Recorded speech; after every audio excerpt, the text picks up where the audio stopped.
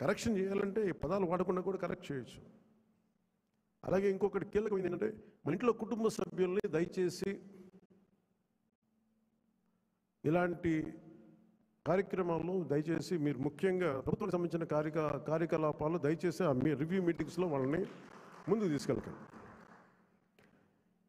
ఎందుకంటే మనం వారసత్వపు రాజకీయాలు అనేది మనం వ్యతిరేకం కాదు, కానీ జనం మీద రుద్దేయకూడదు. సహజంగా మా ఇంట్లో ఒక్కొక్కరికి కెపాసిటీ బిల్డింగ్, లీడర్షిప్ బిల్డింగ్ కూడా సహజంగా ఎదగనివ్వండి. ఆ అట్మాస్ఫియర్ ఉండాలి అని కోరుకుంటాం, ఇవ్వాలి. కానీ బలవంతంగా ప్రజల మీద రుద్దగండి. అలాగే రౌడీజం చాలామంది మనకి ఈ సందర్భంగా నాకు మన నాయకులందరూ కూడా తెలియజేస్తాను, ముఖ్యంగా కొద్దిమందికి అది మీకు అర్థమవుతుంటుంది నేను ఎవరి గురించి మాట్లాడతాను. రౌడీజం దయచేసి మీరు నమ్మకండి. ముఖ్యంగా మన నాయకులు కొద్దిమంది చెప్తున్నాను, దయచేసి రౌడీజాన్ని నమ్మకండి. మెత్తగా ఉన్న నాయకుల మీద, ఏం మాట్లాడిన నాయకుల మీద మీరు వచ్చి మాట్లాడాలి కానీ తిట్టడాలు కానీ చేస్తే నాకు ఆ భయాలు లేవు. మీరు అది గుర్తుపెట్టుకోండి. వైసీపీ లాంటి ఒక గుండా పార్టీని ఎదుర్కొని వచ్చిన వాడిని మీరు నన్ను బెదిరించగలరా? మీరు ఆలోచించండి. కొంచెం లోతుగా మీరు అధ్యయనం చేయాలి దాన్ని. ఎందుకంటే మాట కావాల్సిన సంస్కారం కావాలి. ఇక్కడ మీరు కూర్చోబెట్టి బెదిరించేసి సామాజిక మాధ్యమంలో మన నాయకులు మీరే తిడతా ఉంటే నేను మిమ్మల్ని వదులుకోవడానికి సిద్ధంగా ఉంటాను, గుర్తుపెట్టుకోండి.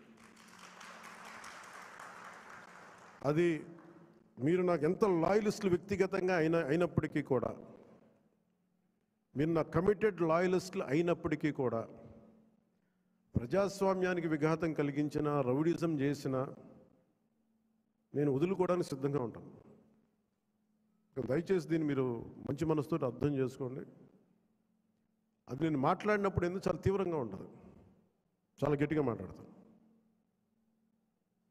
దయచేసి దీన్ని మీరు లోతుగా తీసుకొని, ముఖ్యంగా మహిళా నాయకురాలను ఎవరన్నా సరే సామాజిక మాధ్యమాల్లో కించపరిచిన ఒక మాట అన్నా,